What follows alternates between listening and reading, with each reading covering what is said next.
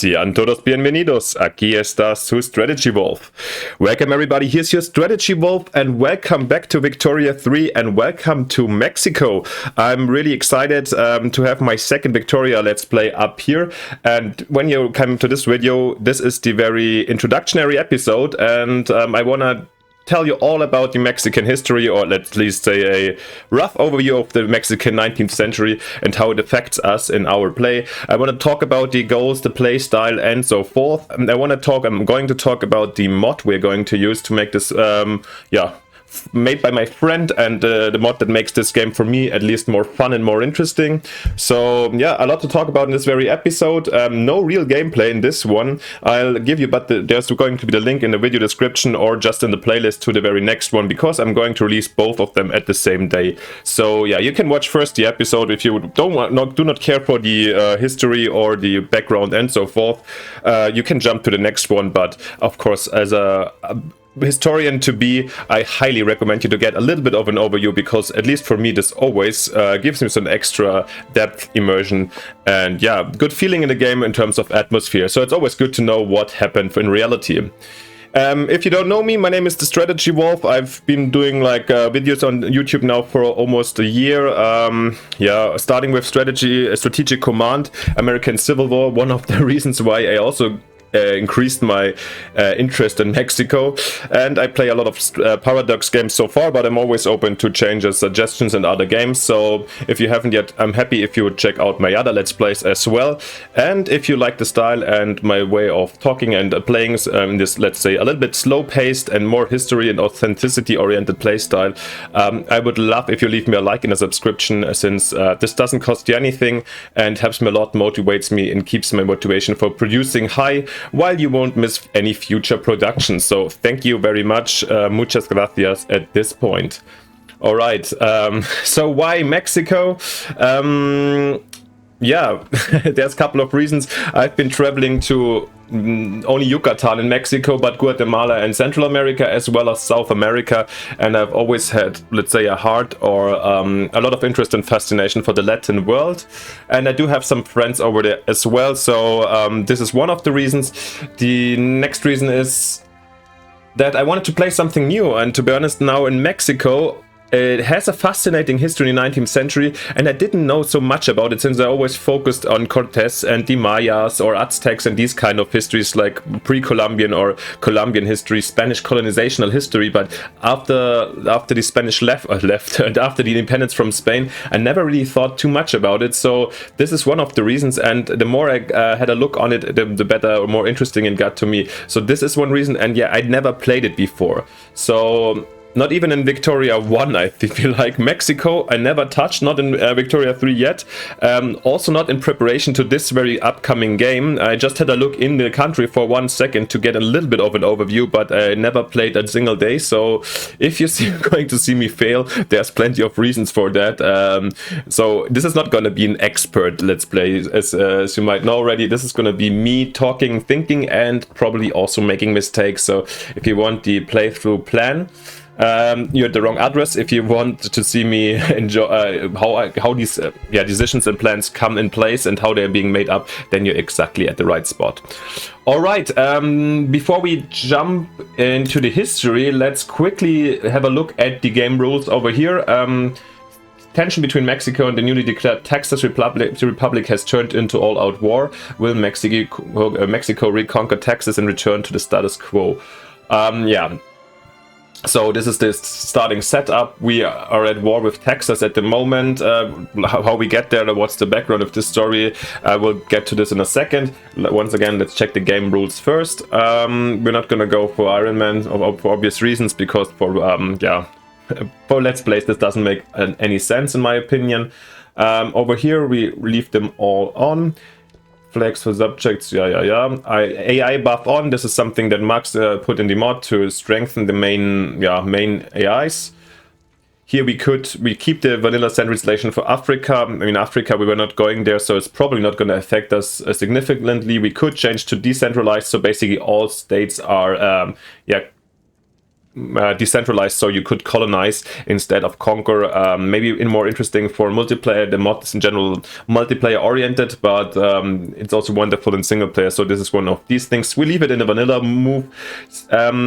The AI innovation buff is on though, because Western great powers AIs gains a buff to innovation to get their cap, which is unchanged. UK, France, Prussia, US, to give these like Western, let's say Western industrial powers the historical edge they have, and also as a, let's say, minor country as Mexico that's not going to be the scientific elite, you also get some innovation in when they got their research done. Multiculturalism. We're gonna keep this one. This is a change from the mod as well. Only Latin American countries can enforce multiculturalism. So yeah, this is gonna be one of our, let's say, advantages, main advantages here in the world. And there's the idea of to keep the AI Balkan. You could turn this on and the AI would release, basically Ottomans would release all the Balkans, get some other buff, so they would focus on Turkey. However, we could keep the historical way. Yeah. So you've seen all the settings right now. We're gonna apply them and let's jump in. And I'm gonna talk about the history and so forth in the game. All right, here we are. This is our beautiful Mexico. Let's stroll a little bit over it here on the map. And of course, we're going up to California, since at this very moment, you see Mexico is stretching from the northern parts of California, Nevada, or here Utah down to Chiapas, next to Guatemala, or the Central Americas at this very point. And how do we get there? What is the background of Mexico? So to sum up, I want to give you like, let's say 10-minute, I try to be fast, quick summary of the 19th century of Mexico. If you want a really in-depth one, this is also not the place. Here you're gonna get a summary. It's very complicated, very confusing, so all the details, a lot of details will be left out. Also guys, I'm not an expert in this, I'm a historian going to be, but I haven't done the most scientific research on this one, to be honest. So I focus on events and persons and so forth. If you have any interesting background or book recommendations whatsoever, I'm happy for your comments or corrections in the, don't hesitate, especially also for you Mexicans out there. Also you can write in Spanish, puedes escribir en español también. Yeah, because I can speak some Spanish and my English is way better, so yeah, but I will, with this game, I'm gonna get more into Spanish and Latin mode, no worries. Yeah, we're gonna get there. So let's start. How does Mexico get to the shape that it has now in here in 1836 and to the modern state? Well, Mexico, as probably most of you know, is being colonized in 1523 or 7. Sorry, like Hernan Cortez goes from the first Spanish colony in the Caribbean, from Cuba to Mexico, basically to, I think he lands next to Veracruz, and yeah, marches into the heart of the Aztec Empire here next to Mexico City, where the Aztecs and basically one of the people over here of the Mesoamerican people that subjugated a couple of other tribes rule on Tenochtitlan, on their lake next to Mexico City. Cortez allies with a lot of other tribes, comes the rule of the Aztecs, and basically builds the new Spanish colony of New Spain over here, that in the end expands even further, also down here all the Maya territories of the late Mayas, and basically covers what we see now plus Central America. This state keeps up for almost 300 years, until small Frenchman we might know, and is very much into discussion right now due to the cinema, which I haven't seen the movie yet. I've heard it sucks pretty much, so let me know if you have other opinions on that. A certain Napoleon Bonaparte from France marches into Spain in 1808 and starts the Peninsular War, in which the Spanish monarchy gets in the end overthrown. Actually, in Mexico over here, Spanish loyalists or landowners kind of support the Spanish crown, but when basically after the war and the defeat of Napoleon, the Spanish sign a constitution and start, let's say, a little bit of a liberal monarchy. And once again, I'm also not very familiar with the Spanish history of the 19th century. the people here decide, the landlords, they don't want to have anything to do with that and basically declare the independence, which leads to the War of Independence, which lasts, and it's obvious it's not a full-scale war at all the time and all the fronts, but let's say it's a process from 1812 to 1821, in which the first Mexican Empire is being constituted with the Emperor Agustin de Iturbide, pardon. His empire lasts only pretty short, until in 1823 they call out the Federal Republic, or there's a coup d'etat versus him after the victory of the French and the independence, because he rules as a pretty autocrat, an insane or like strong leader, tries to establish basically a monarchy over here, but he's not even so legit, since he's not from a dynasty of a European monarchy, so just one of the big families over here. And so in the end they overthrow him and found the republic with a presidential republic, basically the state we are in right now. This very republic and the coup is led by certain factions within the power, and we now have General Miguel Barragan as our president. It is a historical character, but he apparently actually died 2 months later, so we'll see. He is wounded here, so maybe to simulate his low health. Actually, the main figure at this very time, and he's also in this game, is this very man here, General Antonio Lopez de Santa Anna. He's from the upper class, also landlord class in the end, and he was the one of them who was really important in the coup and to establish the first republic, but also now the time until 1850, so even in the future is being called like the Santa Anna period. And there's, I don't want to go into details, there's a lot of power struggles in the upcoming decades, and he has to go leave the country as well as other leaders as well, comes back and so forth. It's nevertheless, what you can say about him, he's one of the outstanding figures of the Mexican 19th century, which definitely is you will come across anytime, whatever you see or read. Let's see if he makes it to direct power, if he becomes president in our game. It's gonna be quite interesting. Apart from this, I haven't really done the research on Anastasio Bustamante, on Valentin Gomez Farias or others, Lucas Alman. Have a look at the names. If you're very familiar to that and come across and you want to have some special knowledge, interesting stories about them, you're very much welcome down in the comments. Would be amazing to learn something from you guys, so inspire me. All right, so already now we kind of reached the very point where we are right now. So in this very republic, we of course have the southern part breaks apart actually. So we have the Central America that was part of Mexico at first, but as you know, it's nation founding, and so it's very hard, nation building. Sorry, this was the word. So it's always a hard process, and Mexico is not a defined and clear spot to be. There's no necessary feeling of a nationality, so it's hard to define the new borders and so forth. One of the problems after the independence is that the northern parts of Mexico, so the nowadays US states, are quite limited in population. So the Mexican state wants to get people to Texas and incentivizes North American settlers to actually move to Texas and settle the land under the condition they turn Catholic and Mexican. Which in the end, of course, they mostly didn't do. So they just came, didn't follow the rules, or just superficially. And after some more time, and they get more and more power. And let's have a look over here. We do have Dixie, 42,000, so 75% of the population here is Protestant also.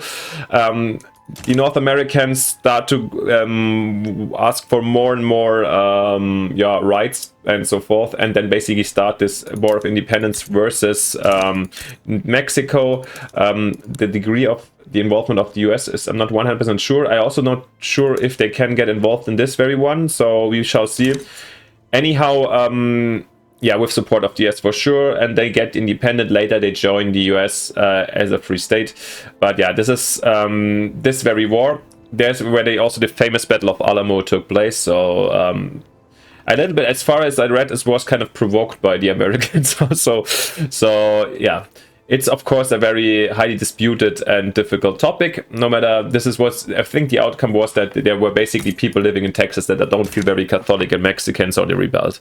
Yeah, they did this. And then also the next big war that I want to mention is the one of 1848, the American-Mexican War, where also I think once again the Americans, they were talking about, by the US Americans, of course, sorry if I'm saying American, I absolutely know that you Mexicans and everybody else is American, and I try to follow this, but sometimes I follow the US American hybris or pride here and just say it American.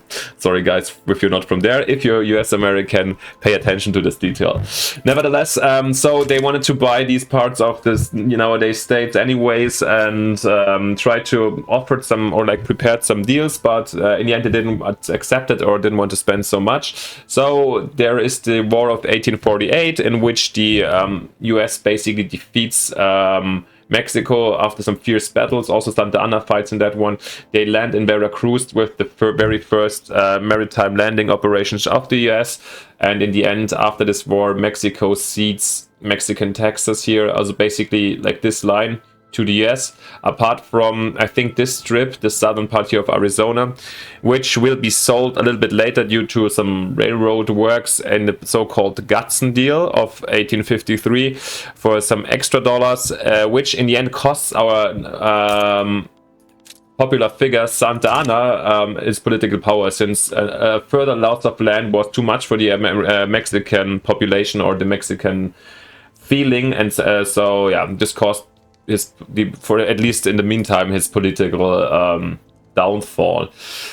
Yeah, so after the war versus the Americans, were basically at the Mexican state as we know by now, but definitely not politically. And now the upcoming years are really wild ones, since shortly after this one in 57 to 61 the so-called War of Reform starts, where the other big figure of Mexican 19th century history, Mr. Benito Juarez, and a hero of Mexico of these days, comes up on stage. He is actually a Zapotec cultured Mexican of Oaxaca, and yeah, he started as a liberal, or let's say a farmers class liberal, for the small people that want to liberalize, versus the conservative landowner class and military and Catholic church. This was basically a struggle that you can keep in mind for the next 50 years probably. However, in this war of reform, he becomes, or the liberals or the revolution under Benito Juarez basically takes power and builds the changes the Mexican Republic. However, something big is happening at this very same time, or he takes power, and of course Mexico, all these wars also versus the US and so on are expensive, so Mexico has a lot of debt. Yeah, it has the debt with Spain, France and England, and so when the poor people take over and Benito Juarez doesn't really take measures to repay the European great powers, a certain relative or successor of our Napoleon Bonaparte, Napoleon III, actually starts his so-called intervention with the not help, but a little bit with help actually, but with the acceptance of Spain and Great Britain. So he lands in Veracruz with French troop and puts his man now Maximilian III, the brother of him.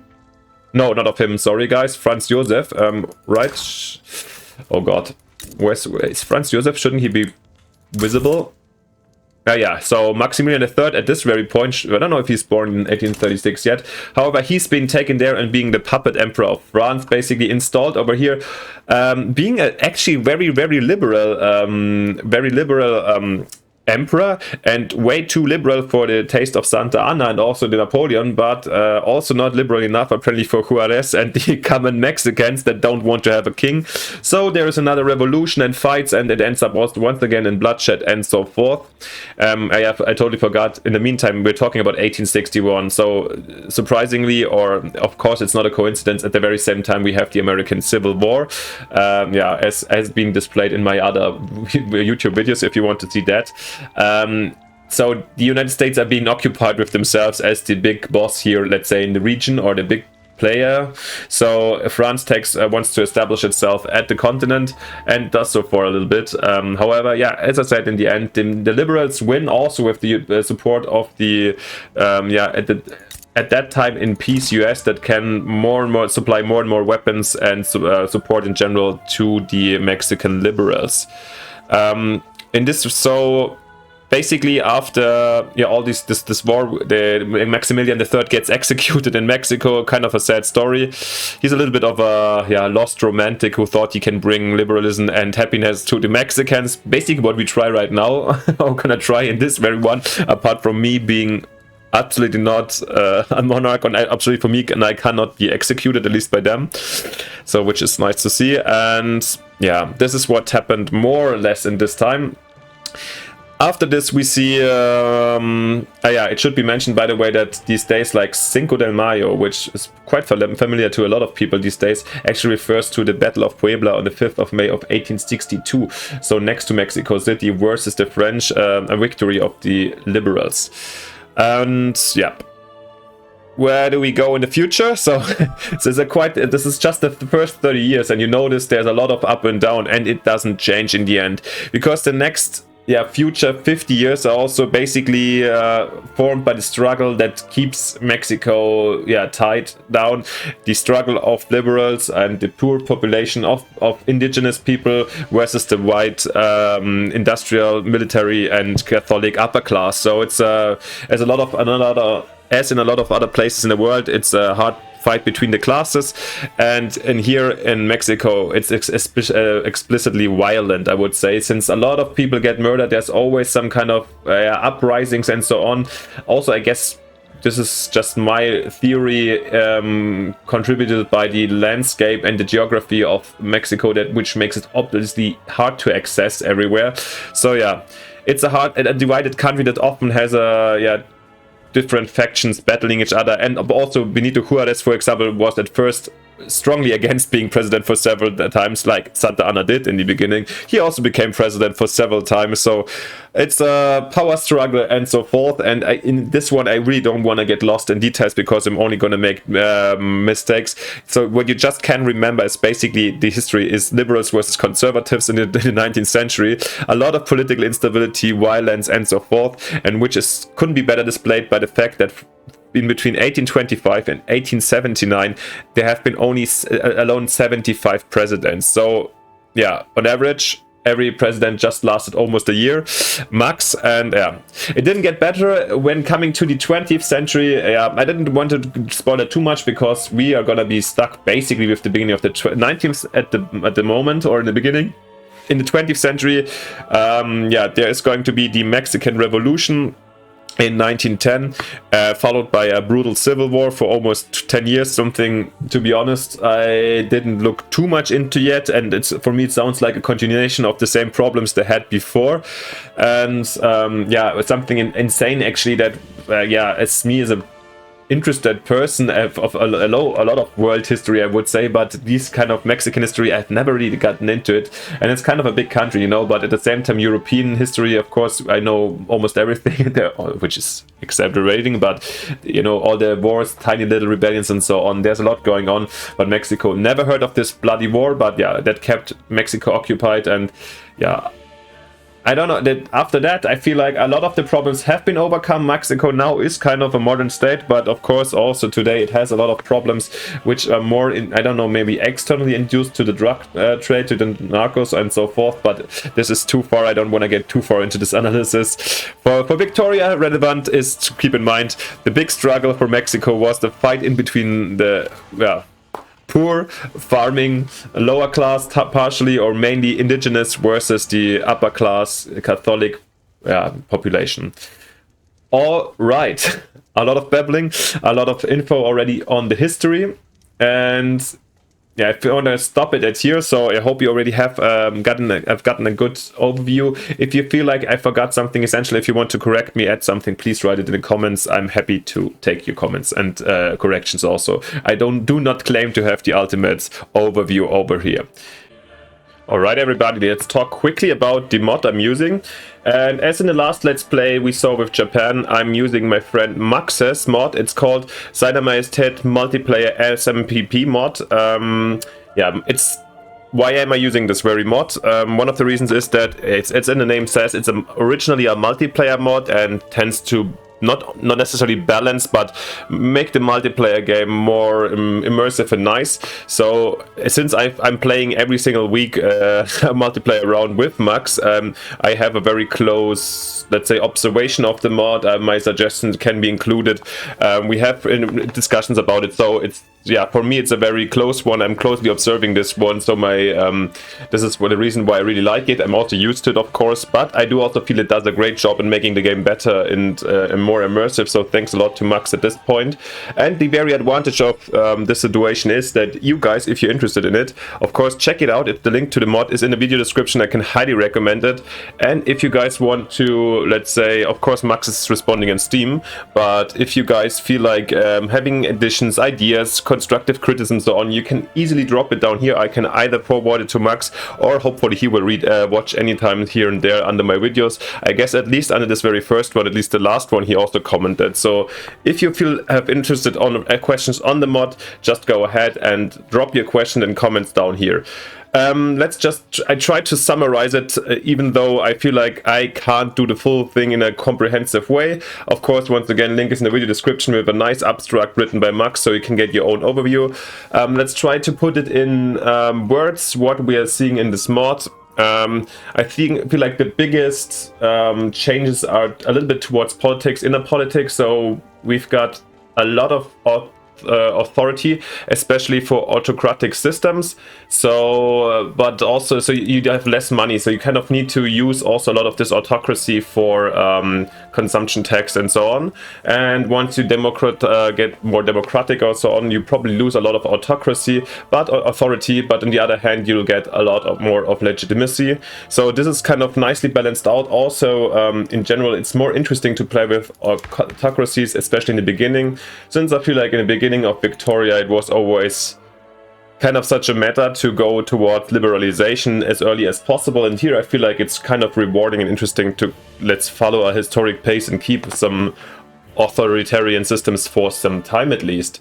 Also included is these nice options to provide concession to landowners or propaganda, moderate characters, and some character interactions or interest group interactions that we see with different concessions. For example, the clergy gets bureaucracy for 2 years for 10 approval.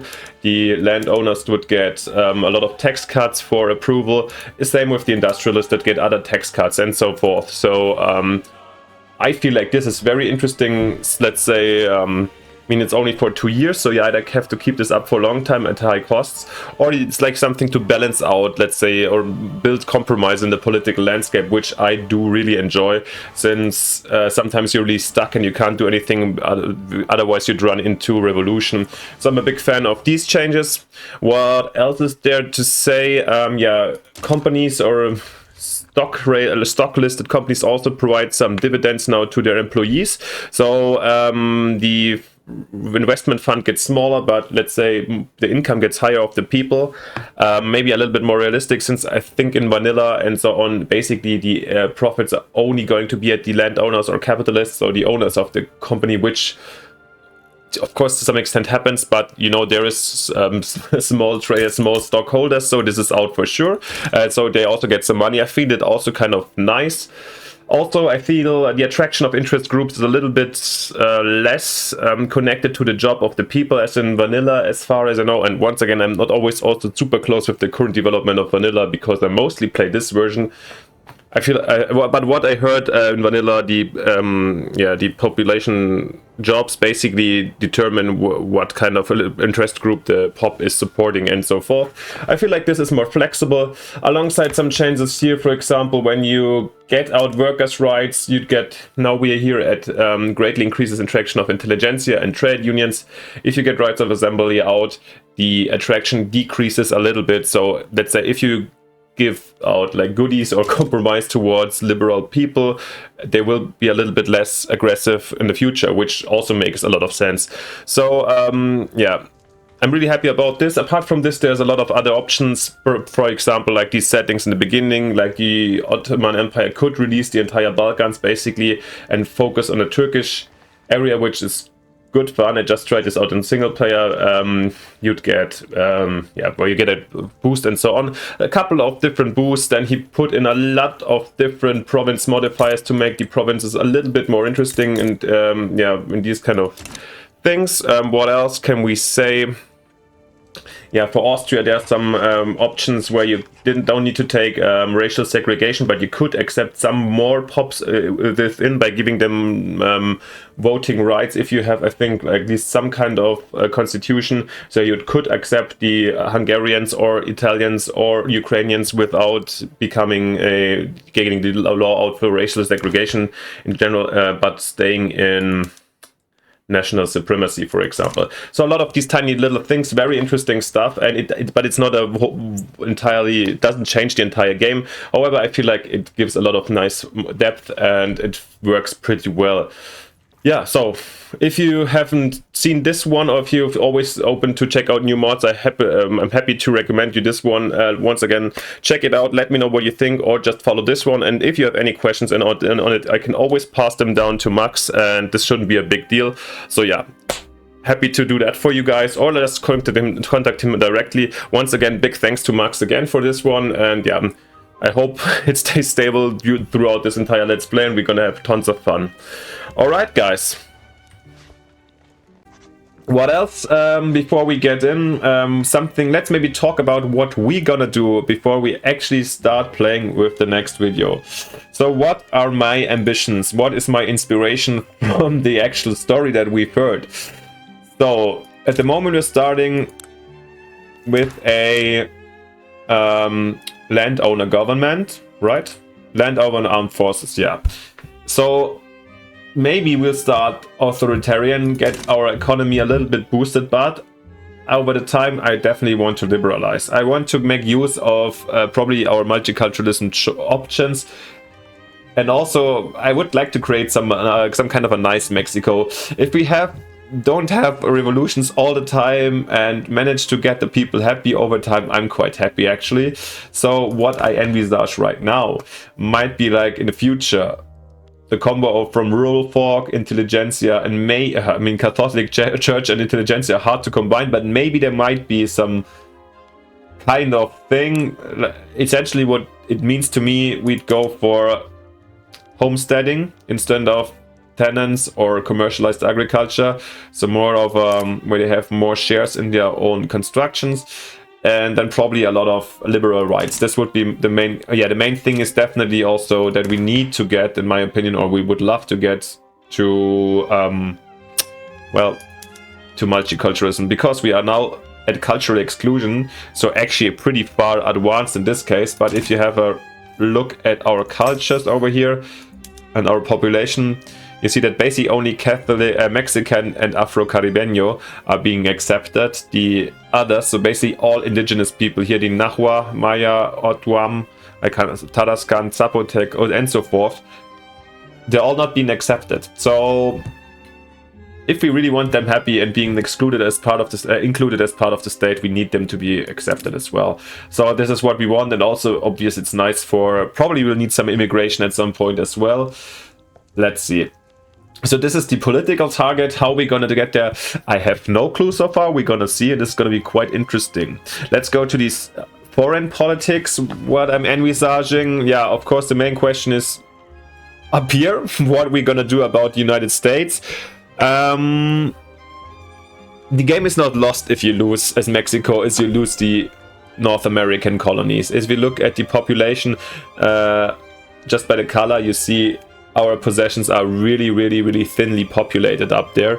So losing them is not a real big deal. Of course, California especially has a lot of interesting perks over here.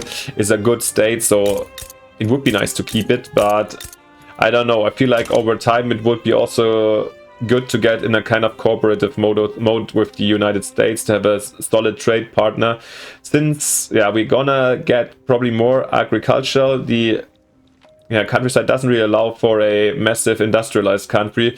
So I feel like trade with the US might be really important. And I feel like this works only either they lose their claims after a war versus us or something, or we lose ours.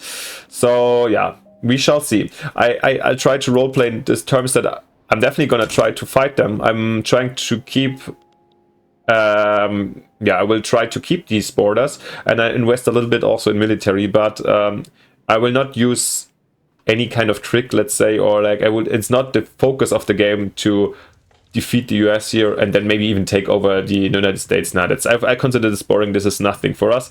So if you expect we're looking for a North American mega Mexico, no guys, this is not going to happen. I'll try probably to get into an alliance or some good relations with one of the or more of the European bigger countries over here to get some help, potentially versus the United States. So maybe this works out. Room for expansion, I definitely see here in the south, yeah, since especially we heard that this has been part of Mexico before, and it's populated by people that we already accept right now. Then Central America, let's have a quick look on the populations. These ones should be accepted, unlike the Mosquito, but here the Mayas not. But you know, Central Americans should be accepted for us, so taking this would be actually quite smooth. Especially if you lose the north, I feel like this would look cool. And also, it's, yeah, to be honest, all the small Central American states perform pretty badly every single time. So I feel like I'm also doing the people a favor. Caribbean expansion, who knows? Everything up for discussion, and a little bit depends on situation and how the game goes. Also here expanding maybe up to North South America, probably not militarily, but maybe bringing them into our market. Such ideas are all very interesting. All right, and last but not least, since Victoria is obviously a socio-economical simulation, I would love to give you a quick overview of our economy, or at least our countryside, and let's focus on the Mexicos, because I told you already that like the lower parts that we keep, hopefully for sure, how they look like. So here's one of Baja California is one of the ones that has actually no modifiers. So is Sonora over here. So actually these ones are quite, Sinaloa as well, Jalisco. So basically the Pacific coast is quite boring, so maybe interesting for also industry and so on. Whilst here in the midst, you see we've got Sierra Madre Oriental. Okay, here we've got oil in Rio Grande potential, also good. So also nothing special, but the entire center is full with these Sierra Madre, or with the Mexican Highland modifier, which really decreases the construction efficiency and infrastructure, but gives great ranch, agriculture, and plantation throughputs. So here's going to be one of our focuses for sure in these Mexican Highland areas, to bring out some of these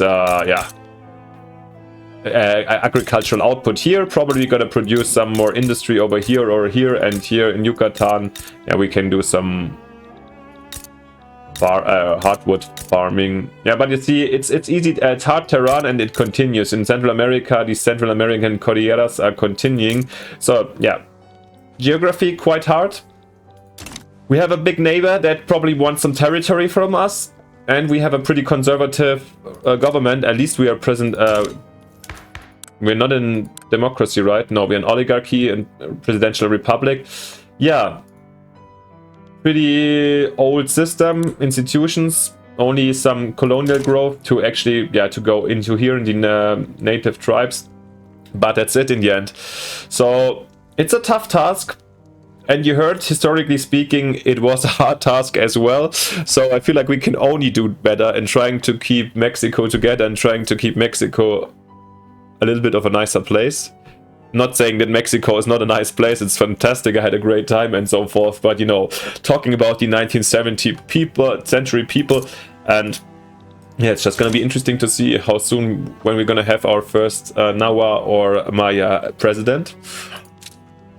And I haven't seen Benito Juarez. I really hope he is in the game as well. He should be, but everything else would be kind of weird, to be honest, since given his really big, outstanding role for Mexico in the 19th century.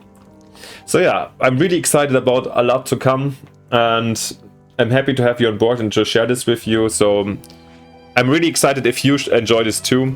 So please, yeah, let me know everything now in the comments. Yeah, the last Victoria 3, the Japan Let's Play, really escalated over time in terms of views, and I was really proud of that. So thank you so much for this again.